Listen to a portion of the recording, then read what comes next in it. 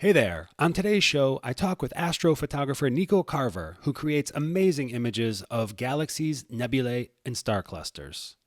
A self-proclaimed camera nut, Nico graduated college with a degree in filmmaking, then fell in love with photographing the night sky while shooting Aurora in Iceland. He now works at the Center for Astrophysics, Harvard Smithsonian, and has a popular YouTube channel that helps beginners get started with astrophotography.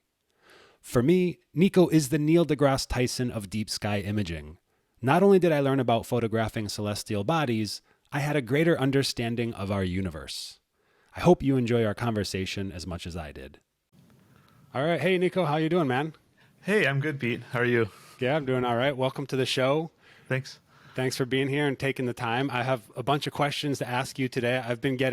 I'm basically more of a landscape, cityscape, and recently got more into night sky photography. And I stumbled on your YouTube channel, which is amazing, by the way. Everybody should go check it out.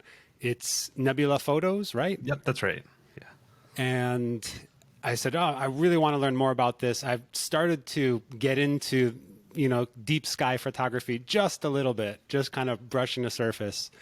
So I want to get into that. But before that, I was kind of curious to hear about your journey, how you got into deep sky photography, kind of how you started. I guess you studied filmmaking in college, right? Yeah, and even though, I'm not that old, but when I studied filmmaking in college, we still were shooting on film. 16 millimeter Bolex cameras, which, in retrospect was a really good introduction because you really have to understand exposure and all of these things when you're shooting on film. And just, you shoot and then the way that we had it, you could drop off your film on Fridays, but then it took another week to get developed and then you have to actually watch it, on a actual like film editing, what do you call that, bed. So the whole process was like 3 weeks. So you really had to make sure you were doing everything correctly, which was a great introduction to like F ratio and ASA or ISO and all of that kind of stuff. Then after I got out of college, I really had no idea what I would do with that. Hampshire College's film program was mostly like experimental filmmaking, which if you want to like actually use that in a career, you sort of have to stay within academia. So it's like you can teach other people about like the experimental film tradition and get grants and things like that. What is experimental filmmaking, by the way? Okay, yeah, sorry, I should back up there. Yeah, so it's something that's it's always been pretty underground, but it started in America, it really took off in like the 40s and 50s. And then since then, it's always just been sort of this thing relegated to museums. So it's like, if you could think of like, like fine art photography, there's fine art filmmaking, and that's usually what we call experimental filmmaking, because it's like, if you've ever been to like a modern art museum and you see like a weird installation that involves film, that's kind of like experimental filmmaking. But no one really pays for that, right? Because it's like, private collectors usually want paintings and or maybe prints. They don't usually want like a film installation in their house. So the way that experimental filmmakers make a living is mostly just teaching and grants. Anyways, I could go off on that for a while too, but it's a cool tradition, and there's like a lot of people that are really into it, but it's a hard profession to be an experimental filmmaker. When you studied that, were you looking to become an experimental filmmaker or teach it or become like an artist and get grants or both? Was that kind of did you have a career track beforehand, or were you just like, this stuff is cool, I want to study it? More just this stuff is cool, I want to study it. It was more like I had done filmmaking in high school, but more narrative stuff. And then when I got to Hampshire, which I knew was sort of a out there kind of school, that was really like what everyone was doing was experimental filmmaking. So I sort of fell into the tradition of like, okay, this is what the professors are into, and then I got into it. But then when I got out of Hampshire, I sort of was thinking about that, but it seemed so stressful to like just be going after the next grant and being very competitive. There being only a few grants available for this kind of thing. And so I didn't know what I wanted to do and just started like traveling around. I went to Indonesia for about a year. And then eventually I decided, I don't know why, but I wanted to be a librarian because I really liked being in libraries and reading and just helping people find information about things. And so I went to library school and got my degree in that. But then my first job out of library school, I found this job that really like intersected my two passions, which were filmmaking and libraries. And so I found this job where I was the coordinator for a multimedia center in our library. So I was the person who would teach people how to use Photoshop and Final Cut Pro and check them out cameras and microphones and all of that and teach them how to use those things. And so that's how I really got into like photography education, because every single day of the week I was teaching people Photoshop and stuff like that. And it was a really cool experience. You learn really quickly like where stumbling blocks are in the software, how to teach software to like a crowd, because everyone's at different levels and you have to be very explicit about what you're doing, because if they're on their computers too, they're mostly watching their own screen, right? So you can't just be going around the program and thinking that they're watching you visually. They're mostly listening to you as they're doing their own thing. So you have to get really good at saying like, I'm going up here to the file menu and then I'm going down and I'm clicking on this. and that was, I think, what really set me up for now what I do on YouTube is just this ability to communicate what you're doing in a piece of software. Because that's what's missing for a lot of people. It's like they'll put up these YouTube videos of them doing something really cool in Photoshop or Lightroom or whatever it is, but they're not really good at the explanatory aspect of it. They're rushing through. They're maybe not really at the right speed for people to follow along. There's a huge difference. Yeah. So then I got that job and I was looking for like what's next for me, like creatively. And so I had never really been that into photography, but I got my first DSLR at that point. Like I was 28 or something before I got my first DSLR. And immediately what I wanted to do with it was make videos with it. But I thought, well, let me try to think of a cool way to make videos with it. So I got into time-lapse photography. And I was just blown away with time-lapse. I loved how, because because each frame is a detailed like 5K photo, just how much detail you could see in the video that you captured when you put together a time lapse. And I also just loved that it was so technical. Like it was like you really had to know your stuff to get good at time lapse. And I think that's what eventually led me into astrophotography, is because astrophotography is like the ultimate in technical photography, even beyond time lapse. It's like you really have to know what you're doing to get any kind of result. There's so many little things that can go wrong. But what really sort of bridged the gap between time lapse and astrophotography is I was on a trip to Iceland. So this was 2014, to do time lapse of the Aurora Borealis, or the Northern Lights. And what's really cool about doing time lapse of those is when you see them with your eyes, you can see them slowly moving. But when you speed up the time lapse, you can really see the motion of the lights as they cross across, as they move across the sky. And when I was there, I rented a 4x4 vehicle. I was traveling all over the island, and I met so many other photographers who were shooting the Aurora from all over the world. And that's where I think I first heard the term astrophotography, because people were talking about it in that sense, which I had never really thought about before. I thought I was just, shooting the Aurora. I didn't really think of it as astrophotography at the time.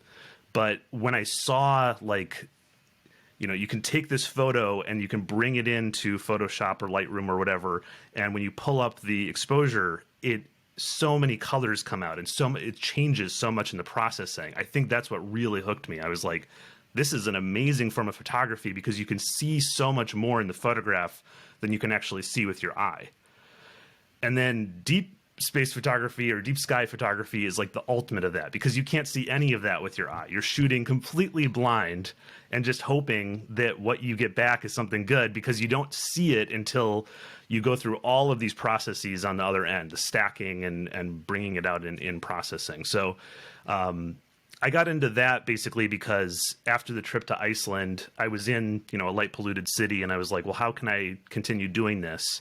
And it seemed like all the people that were doing it from their backyards were into the deep sky stuff. So that's how I got into that. That a bunch of questions, follow-up questions from that. Well, the first one right away, that was one of my questions. Was I know you shoot some of your stuff, or a lot of it, from like Somerville, right outside of Boston. How do you? I thought to do deep sky photography, it's always better to be in a dark site or something like that. How are you able to capture these faint light objects, light years away from your backyard in a high light pollution location? Yeah, so you're totally right. It's always better to go to a dark sky. I mean, even with deep sky, it's better if you go to a darker location. But with something like Milky Way, or the way that most people get started in astrophotography, a deep sky location is essential. You can't really do Milky Way effectively from a city. It's always, those city lights are always just going to completely like wash out the delicate structures of the Milky Way. Same thing with Aurora. You couldn't really do that from a city. And part of that is that there's such wide objects, you shoot them with a wide angle lens, that you're always going to get a huge amount of that city glow into your shot. While if you can shoot something that's much more narrow field, a really small object, you can maybe plan and get it when it's straight up in the sky. So you're not down in the glow from the city lights. So that's one thing. But the other main thing is with these deep sky objects, especially what are called emission nebulae, and that just means nebulae that emit their own light. So it's not a reflection nebula. It's not dust being lit up by a star. It's a nebula that's these excited atoms that are actually creating their own light in the same way that like a fluorescent bulb creates its own light. You basically trap a gas in there and excite the atoms so that they create their own light. An emission nebulae works basically the same way. Anyways, so we can capture those from a city more effectively because we can use a filter. And so what a filter can do is it can block out 99.9% of the light coming into the camera, but it targets what's called an emission line. So the nebula is actually only emitting light in this very, very particular part of the visible spectrum. And so we can target the gases out there in space like hydrogen, oxygen, things like that with these really specialized filters. Now, these filters are so specialized that they're really expensive to get really good ones. Like we're talking, I saw that. Like, a really good hydrogen alpha filter or oxygen 3 filter, literally more than the camera, more than a lot of lenses, just for this 2-inch piece of glass. Partly because, there's so few people that are actually using these things. So it's a smaller niche kind of item. And partly because the actual process of putting those, what do you put on a filter? The coating? The coating, yeah, the coatings, it's really precise. You're putting many different coatings to try to get just this one emission line actually isolated. And so it's actually a expensive like production process to make these filters, but then the other part is just that it's such a niche item that they can really charge a lot for them too. But anyways, so it gets expensive to do it from the city. I always tell people you're going to save a lot of money just paying for gas and just getting out of the city than trying to do it from the city. But if you're really intent on doing it from the city, you can buy these like specialized filters that really help block the light pollution and let you target nebulae. Okay. Going back to Iceland, when you went to Iceland, was that a personal project or something for work? You just wanted to Yeah, practice? just a personal Or project. Right after college too, I spent a summer in Alaska working on the cruise ships, and it was there right at the end of that trip, because mostly during the summer you can't see the aurora because it's just it doesn't get dark in the summer in those high northern latitudes. If it did get dark, you probably could see the aurora. But anyways, so it was right at the end of that trip in September that I finally first saw the aurora in Alaska, and I think that really hooked it for me. I was like, I got to see those again. And now I'm better at photography. I can do this time lapse stuff. So I was just really excited to do a personal trip to Iceland. Yeah. and then with Indonesia. So I lived in Asia for like 15 years. I'm just curious, what brought you to Indonesia? Where were you, and what were you doing there for a year? Were you just like backpacking around, or teaching English, or what did you do? Yeah, I wasn't working. I was just backpacking around. I had spent a study abroad semester in Indonesia studying gamelan, like the traditional Yeah, the music. classical Beautiful. music there. Yeah. Yeah. And so that's what brought me there the first time. And then I just really loved spending time there. So after college, when I didn't know what I wanted to do, I just saved up to take a big trip and went there. Bali? Were you in Bali? Yeah, Or did they mostly do Bali, but gamelan a lot also there? yeah, Bali and Java. Yeah. Nice. Cool. And then, so how did you get into, or when did you start the YouTube? How did that cycle into your deep sky photography journey? Yeah, so I guess it was because I was at this library where I had access to all this multimedia equipment. I had this advantage where I could check out any kind of video cameras, microphones, all this kind of stuff. I didn't own all of it at the time, but I had access to it for free. So I thought, well, I know how to make videos, I know how to edit videos. I might as well share sort of what I can about what I'm learning about deep sky astrophotography. And there were other YouTube channels that already existed, at that time on astrophotography. But one thing I noticed about them is they all were doing relatively short videos on single topics within it. So it was more, I thought a lot of their videos were more like targeted to people who already knew something about astrophotography. And I thought maybe what I could do is, okay, from a complete beginner's perspective, here's a long start to finish video showing you all the different steps. So your first night out, you could take your camera and lens out there and actually follow this to go from beginning to end. And so I think that was sort of the kind of video that I didn't think existed quite yet. Or if it did, maybe there was just a few of them. And so I sort of focused on that. What was it, like start to finish, shooting with your DSLR, has like over 1 million views or something like that. It's super helpful. And it's like 3 parts. It's over an hour. It's maybe 2 hours long or something like that. Maybe Yeah, more. I that can't was the remember other exactly. thing I found is I think my first long video was like 45 minutes. And I thought that was long, but I had all these people in the comments saying like, no, you could keep going and going. So I just started making them longer and longer and had a lot of success with that. Because everyone was telling me, on YouTube, don't make your videos long. But I was like, oh, I'll just try it. And it worked out.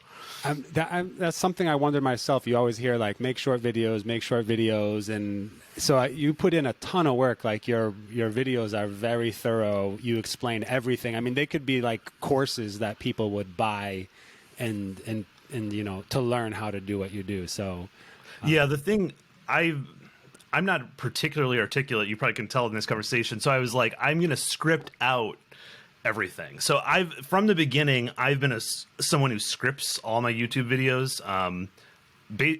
Actually writing out what I'm going to say. Yeah. Early on, what I would do is I would just actually, if you watch some of my early videos, I have the script on my table, and I'm just like, I just like look down at it and like look back up and will read a sentence and then I sort of cut those out. Then eventually I found out, okay, people use teleprompters. So I got a teleprompter and that made it a lot easier. You can just sort of write conversationally, but then you can look right into the camera lens and it makes, I think, it a lot more engaging to read a script that way. Awesome. Before we jump into your photos, last question about YouTube. Just do you want to just share with people or give a brief overview of what people can expect to find on your YouTube channel?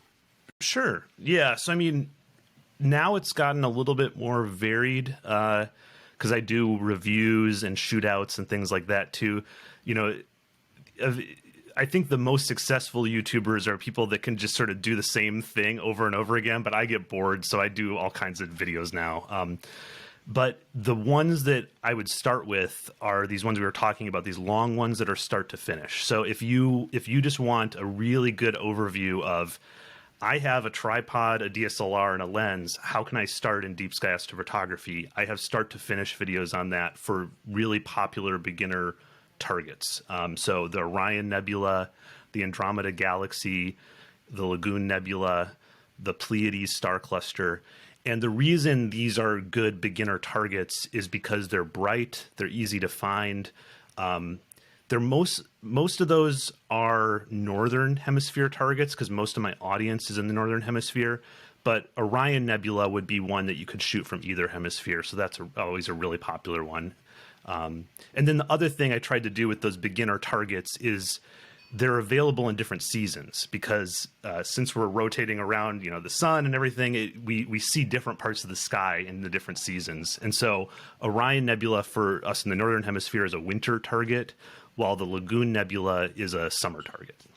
And just for anybody who doesn't know, like me, I didn't know before, target is the object that you're shooting in the sky. So in deep sky photography, there's like this lingo, like total integration and other stuff, which you don't have in normal land-based photography. And so I keep hearing these phrases. I'm like, what is that? What is that? Why does everybody call it a target? So it's sort of like the way to think of it is if you were like a birder, you would call the different birds targets. It's sort of how like we go after all these different things, and there's popular ones to go after. It's that kind of thing. Yeah. Right. Okay, so from there, let's jump into your work here. Let's start off with one of my favorites of yours, the Heart of the Heart Nebula. Cool. So can you tell it Merlotte? Is that right? Is that how you say that? Merlotte, 15? I think. Merlotte. Okay. Yeah. So, could you tell us a little bit about this shot here? Sure. So this is a popular one for astrophotographers because it just looks so cool. I mean, it has someone described it to me as having sort of a backlit effect where it feels like there's like if you're thinking of like studio lighting, like this light coming from behind, like there's these windows back here right now. That was actually my question for you was, where does the light come from in deep space? And I know earlier you said there's, the atoms and it's just, lit. It's creating its own energy or light, I guess. And that's actually what I wanted to ask you was, where's the light source for this? Is there another star or is that just there happening like that? So the most interesting nebulae are the ones where it's a combination of what we call the emission and dark. And so when you look at that and you see those like really well-defined darker pieces, those are really heavy clumps of dust out in space that have formed these kinds of formations from stellar winds and different things going out and explosions of stars and things that happen over millennia. And then the light source is the emission nebulae. So that's the thing I was sort of describing earlier of it's a lot like a fluorescent tube where it's these gases that are left over from stellar explosions, and also they are just left over from the Big Bang and things like that. But through gravity and different forces, they start forming these formations out in space and eventually form stars. So it's all sort of about like the stellar evolution. You can think of nebulae as being either about the birth of stars or the death of stars, and these gases, they create their own light because all of the atoms inside them are energized by something. So usually a big explosion of some kind, and the way that we get color in this sense is through a false color mapping. So it's not, this picture is not true color. It's taken with a black and white camera, through these different filters, and then the colors are mapped to the RGB channels to create this final image. What does that mean to map the colors? And I notice you have here mapped color in the Hubble palette, which I imagine is your sRGB for space photography or something like Correct. that. Yeah, something like that. Yeah. So how did that? How do you know how that came about? Was there somebody who said this is blue and Yeah, this is I do red, know. or this is yellow? So basically, if I were to map, I keep saying map. Okay, so what map? Let me back up. True color, if I were just to present this picture to you in true color, it would be dominated by red, because the true color of hydrogen, which is the most dominant gas, is this deep red. So, and hydrogen is so dominant out in space that if you just try to represent a nebula in true color without messing with like the intensities of the different gases, it will just turn out basically completely red. And so you can look up like Heart Nebula and you'll find lots of pictures where it's just completely red. And if you took it with your DSLR, it would be red. Mapped color is a false color mapping where it's a true representation, but the color isn't accurate, because what we're doing is we're taking the different gases and processing those pictures separately. So we take 3 different pictures, all in black and white. We process those separately and then map them, means combine them back together to make a color picture. So you take one gas like oxygen and you put that in Photoshop into the blue channel. You take another gas, sulfur, and you put that in Photoshop into the red channel. And then you take another gas, hydrogen, and you put that into the green channel. And that's what the mapping is we actually like take the data that we get from the different filters and we put them into the color channels. This particular palette, the Hubble palette, was popularized by a really, really famous nebula picture, The Pillars of Creation. I think it was released in like 1995, I want to say. It's the central part of the Eagle Nebula.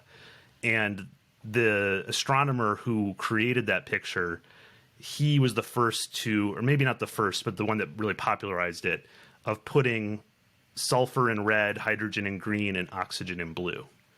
And because that picture was like such a sensation, and it was taken by the Hubble Space Telescope, they called it the Hubble palette. Okay.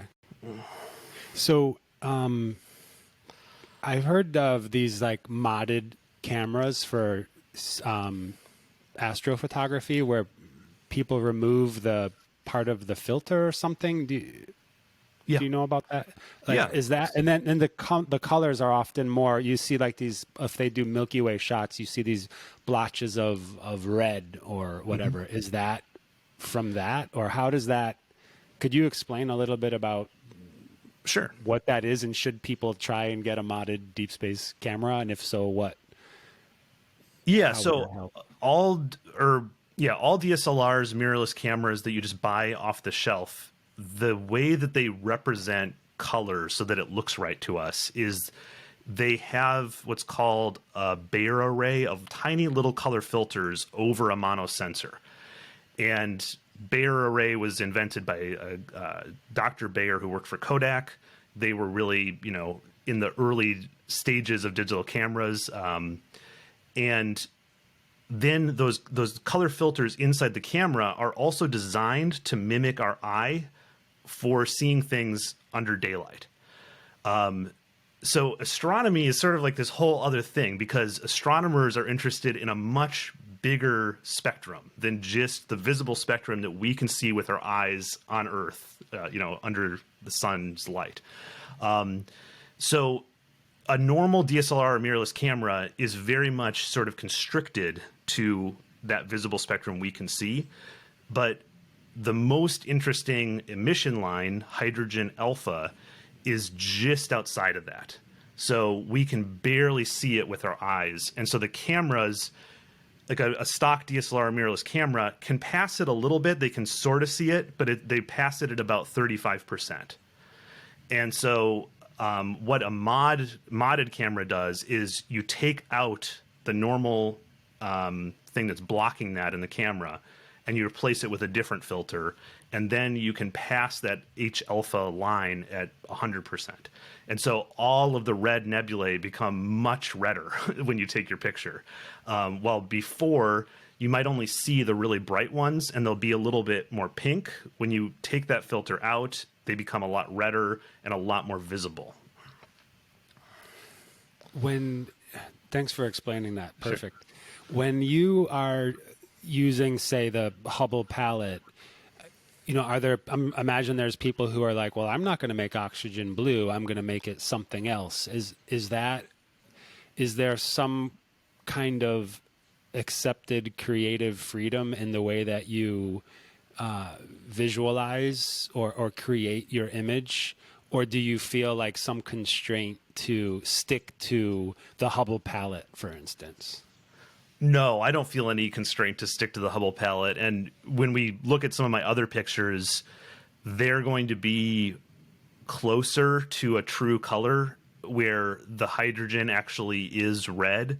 So there's a lot of different palettes out there. Another one that's really popular is you don't shoot the sulfur, and you do hydrogen, oxygen, oxygen. And that's actually much closer to true color because oxygen actually is a blue-green. So if you put it into the blue and green channels, you're getting pretty true color. Hydrogen is red. So if you put it into the red channel, you're getting basically true color. The reason the Hubble palette exists is because sulfur and hydrogen are both deep red.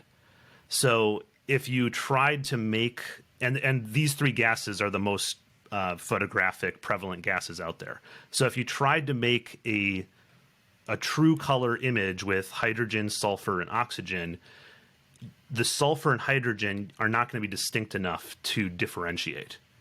And so it's not as interesting a picture. And so it almost feels like the sulfur data is sort of wasted because they're both just going into the red channel. So this whole thing of false color mappings is just to really be able to differentiate the different gases out there in space. And in terms of the Hubble palette, do I feel like any sense like, oh, I have to use that one? Not really, but it's a very beautiful palette, I think. Like it really does work really well and just hits something for us artistically. I think when you see that, it looks like, oh, this is a cool space picture. Well, if you did another kind of palette where it's like it ended up more green and pink, I just don't think it would really hit as much. And maybe this is just all about sort of expectations because we've now seen so many pictures in the Hubble palette. This sort of orange, yellow, and blue looks really good to us. Well, if you did, I can't remember what it's called. I think it's the Canada French palette, where it's like it's a lot more green and it's a lot more magenta. It just maybe doesn't look as good to a lot of people. I know now, for a few years now, everybody loves, with, land-based photography, the cinematic look or the orange and teal, yes, kind of look. And I'm just wondering if like deep space, originally it was NASA or people with, the telescopes and universities and whatnot. And so there was like this standardized thing, but now that it's, the amateur photography scene for deep space is huge now, and everybody has this not everybody, but more and more people have this technology. I wonder if there's more just kind of artistic freedom when it comes to how you interpret it. That's all. Well, yeah, I think the artistic freedom aspect got sort of unleashed by the Hubble Space Telescope because what happened was, NASA had a few sort of boondoggles with that early on where they had to send up a separate shuttle mission just to fix the focus because it was off. And that, cost millions more dollars. But the Hubble was producing these beautiful pictures. And so eventually astronomers were like, oh, we can actually sort of turn this around and get people really interested in space by making the pictures really beautiful. And so the whole Hubble palette, all that came out of actual astronomers trying to make the pictures beautiful in a way. And there's a whole team of people and people that were just in charge of processing pictures from the Hubble called the Hubble Heritage Team that were like, we're going to make really pretty pictures now for the public, because astronomers don't really care that much about the pretty pictures. They care about like the science, the data behind it. Right. So I think that was the first change, and that really happened in the 90s. Amateur astrophotography was around back then, but it wasn't nearly as big as it is now because it was still really expensive. All right, let's jump into your next shot here, the Spaghetti Nebula. I love that name. Can you tell us a little bit about sure. That's one of my favorites, just because I think it looks so cool, and I like the story behind it. That's a supernova remnant. So when a star explodes, we say that it's gone supernova. But then what's left over is all of the little remnants of gas. And so you can think of that as this just like if you imagine an explosion here on Earth and there's the huge like cloud. It's sort of like that, but out in space. And so there's a single little star core left called a white dwarf right in the center of a supernova remnant, and then everything else is it just expanding out and out and out. And you can even sort of age how long ago the supernova happened by how big the supernova remnant is. So there's a really famous one called the Crab Nebula where we know it's only 1,000 years old because it's still fairly compact. Well, this one is ancient because it's really, really spread out. And so I knew about this one, but because it's an ancient supernova remnant, it's really dim. And that's, I think, one of the really interesting differentiators in deep sky astrophotography is we sort of think of the challenge of an object based on how dim it is. And that often also correlates to how old it is, how long ago this event happened, or how far away it is. And so I knew that this one was going to be like a really challenging object, and it was the first one where I was like, wow, I'm a real astrophotographer now, because I really went after something that's like really difficult. Like the degree of difficulty here is, 10 times or 30 times above something like Orion Nebula. And so I'm reading that you shot it in the light polluted backyard of your backyard in Newark, Delaware. Is that right? Yes, right. And you only used a 200 millimeter. This is a camera. You say a camera lens. Yeah, Canon not a lens. Telescope. Right. So it's not like you're using some big bazooka style telescope to do this. It's like a Canon lens and what Canon body did you use with that? No, I didn't use a Canon body. I used a specialized astronomy camera. We can get into that if you're interested. But okay. One thing that is cool is that some of these objects are huge. So this one, a supernova remnant, Spaghetti Nebula, is about 10, I think, full moons across. So if you think about the size of the full moon in the sky, it's about 10 of those across. The reason, though, we can't see these objects is just because they're incredibly dim. So you need really, really long exposures just to bring them out at all. But a camera lens often has like unique advantages over a telescope, especially with these big dim objects, because a camera lens often opens up really wide. So the Canon lens I was using is at f2.8. Most telescopes that you can buy, they're only going to go down to like f5 or f6. And so having that photographic speed lets you really get creative with going after really dim objects. So this is something that I got really interested in pretty early on with deep sky astrophotography, is the ability to use camera lenses to go after challenging stuff. Of course, you can't go after the challenging stuff that's really small, because focal length is also a concern. So it's like you have to find the things that are really big, but there's actually tons of them out there. It's just a matter of knowing where to look.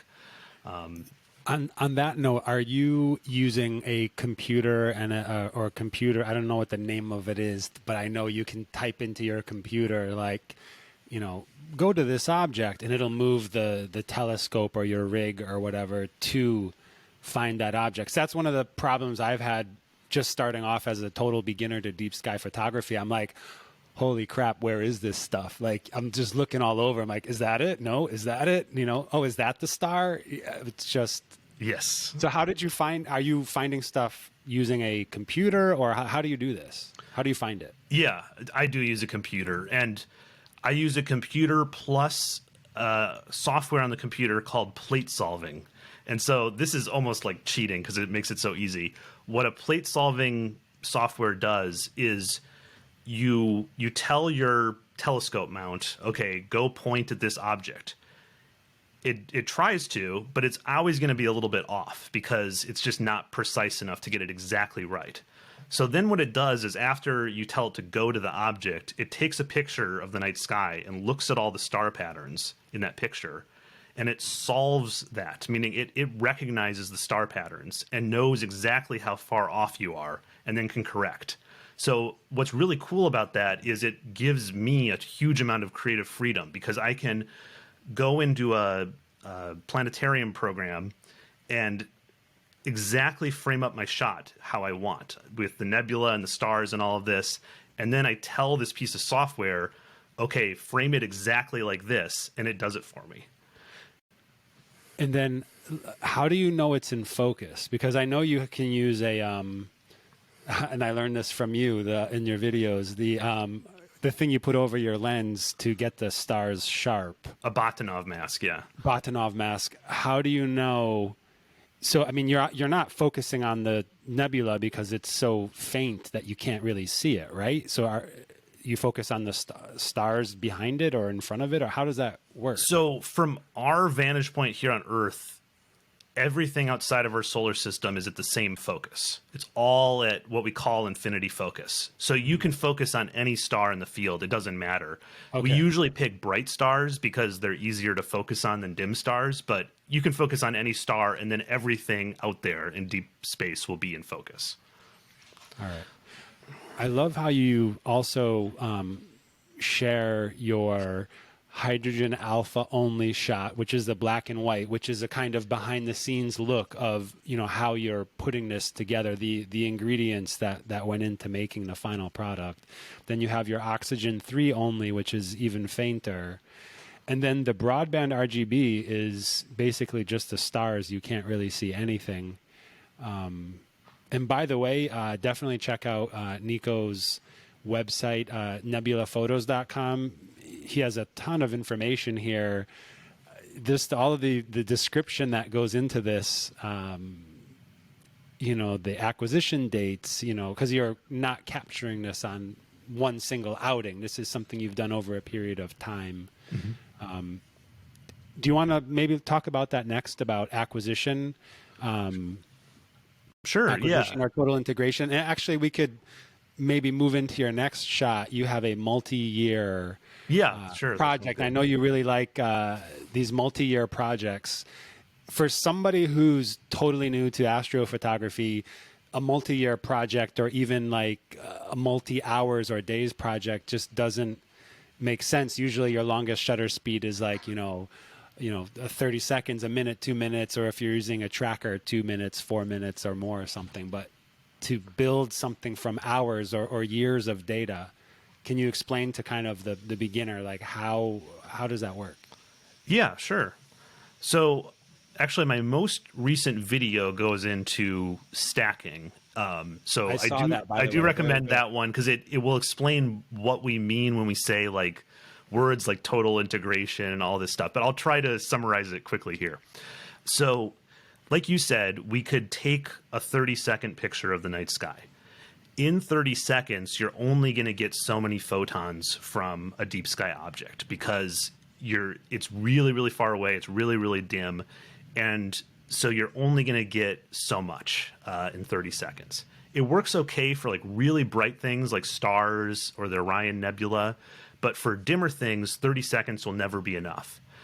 So what we do is we take multiple 30-second pictures and stack them all together. And what stacking is, it just means add up all of the pixel values and then divide by the total. So you're just averaging at each pixel site. And the reason that works, the reason it's a little bit counterintuitive, but the reason that works is because photons are actually arriving randomly. This is called the quantum nature of light, and it means that light doesn't just arrive in this steady stream. It's actually arriving really randomly, like little bits of light are coming at you.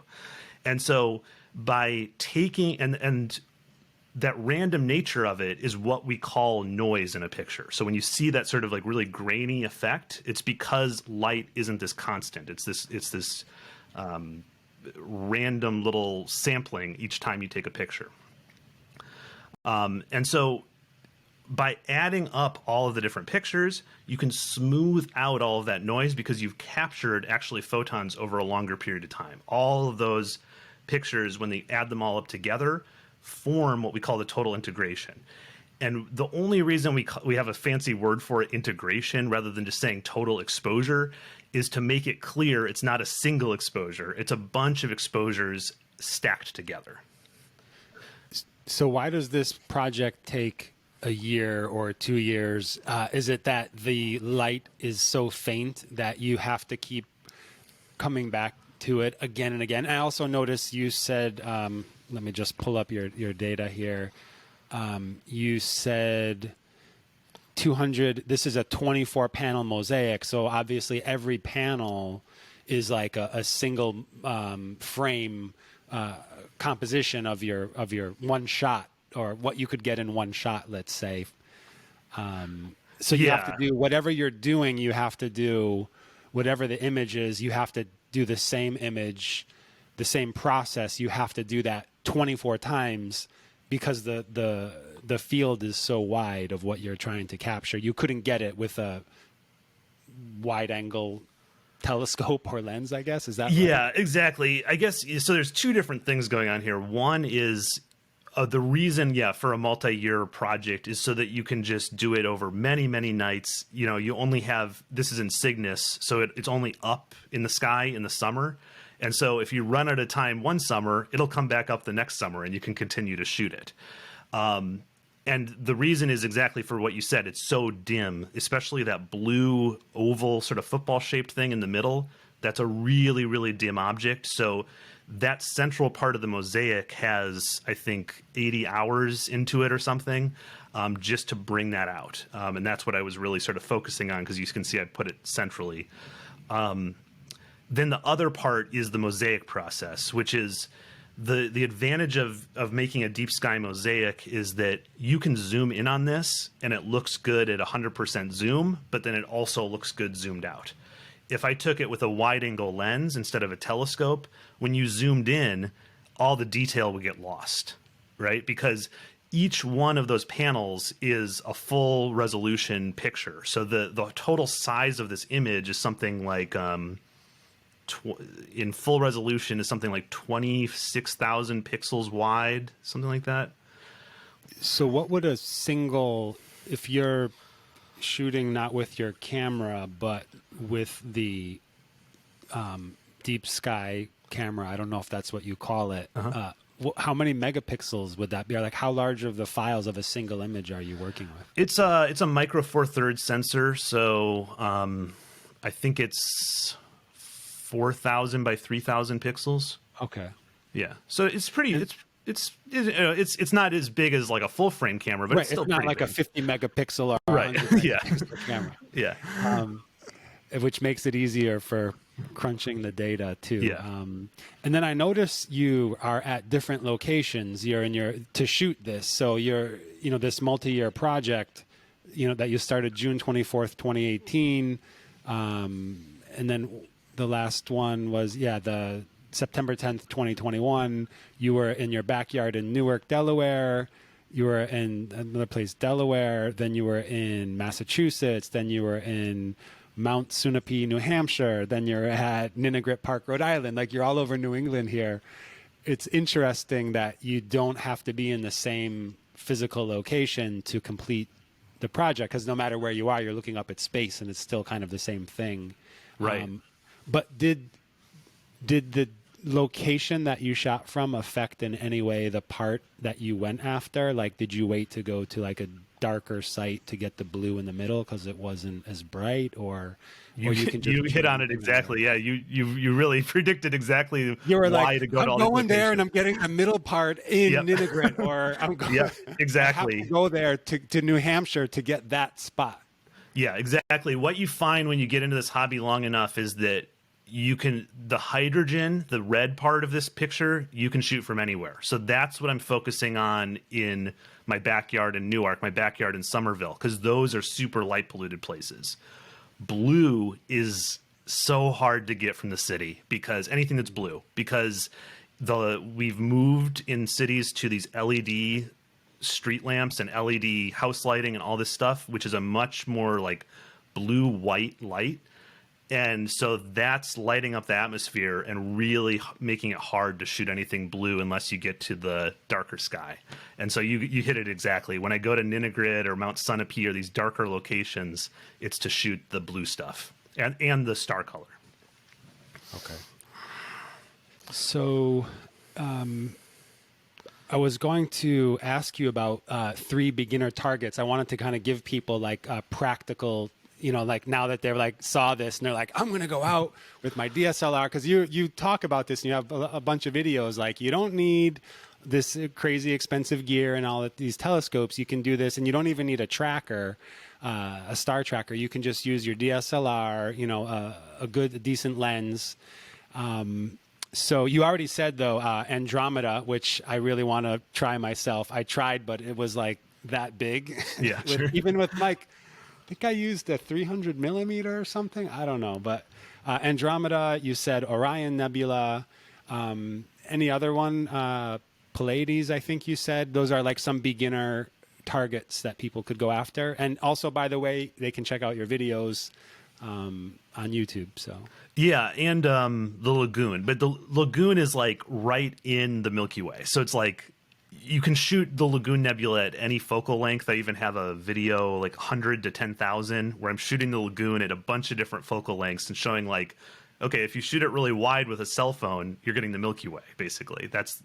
But the lagoon is in there. If you start zooming in with telephoto lenses or a telescope, then you really can see it. And the lagoon is sort of like the summer version of the Orion Nebula, and that it's just a nebula that's really bright. So it stands out.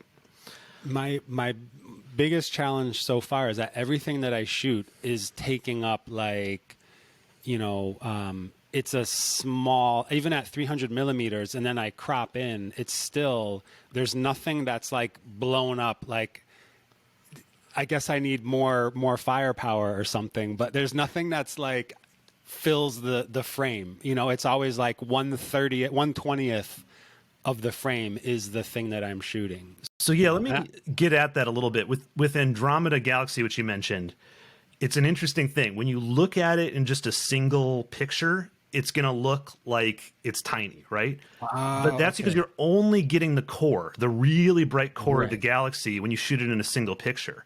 Okay. Then when you stack all the pictures together and do all the processing, you'll see it's actually almost filling your frame at 300 millimeters. No way. Yeah. This is my next this is my next goal right there, because I was like, yeah. And that's exactly what happened. Is I stumbled on it by accident, and then I was like, oh wow, like it's actually there. You can do this with a DSLR. Right. But I only did, it was a single frame. I just took a few and then went back. But definitely I'm going to go back and try that.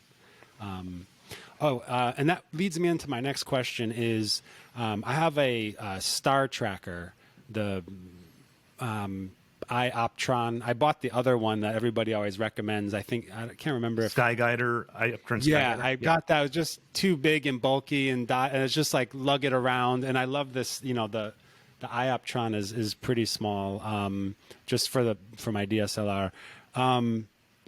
What is the best? What is the kind of goal that you're looking for in terms of like ISO versus shutter speed? Because like, is it better to keep it at ISO 100 or 200 and do a 4-minute exposure, or do ISO 400 and do a 2-minute, half of the exposure time? What's the goal when you use a star tracker? What is like the ideal? With night sky astrophotography, I never am below ISO 800. I never use those low ISO values.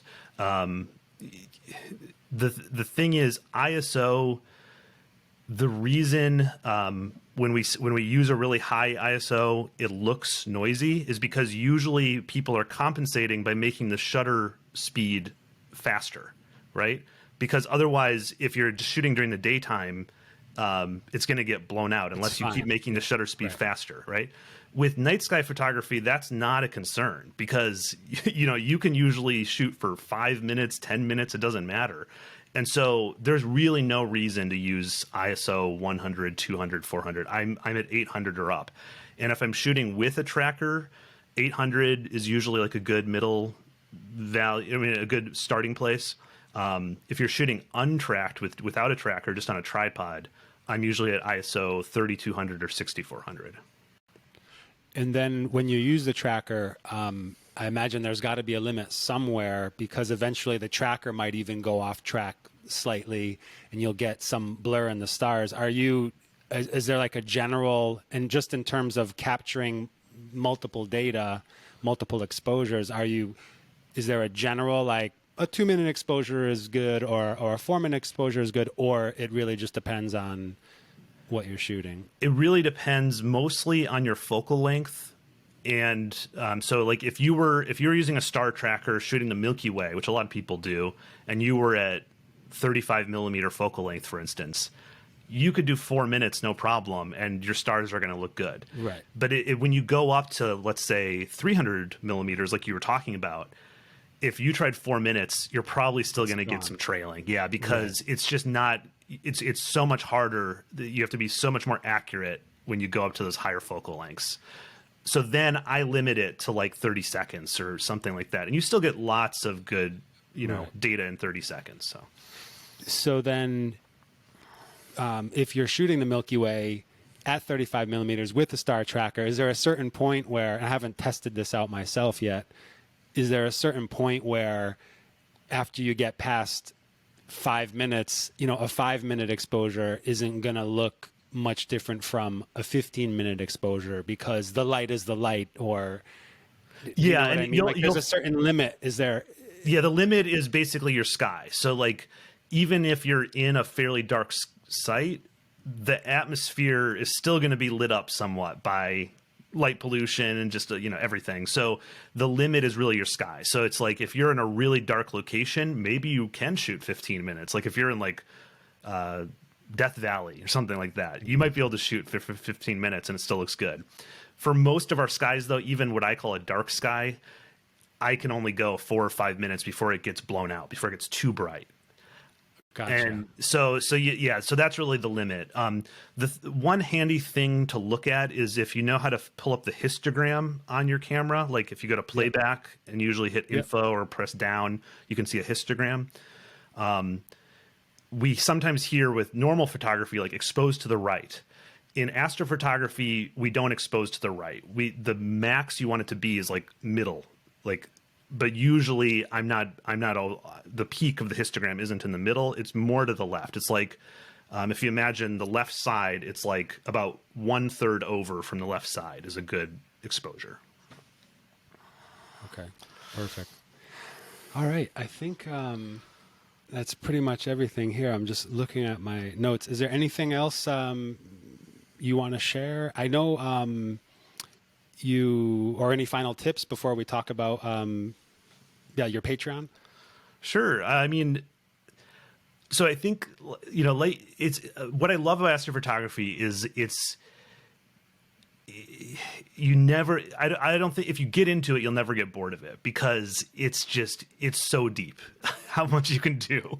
Like you can start with just shooting the Milky Way, shooting a constellation, and then there's just so many levels up from there, using telescopes, shooting things that maybe one other person on the entire planet has taken a picture of before, shooting a quasar billion light years away. It's just like, there's so many cool things you can do with it that it's a lifetime hobby if you want to get into it.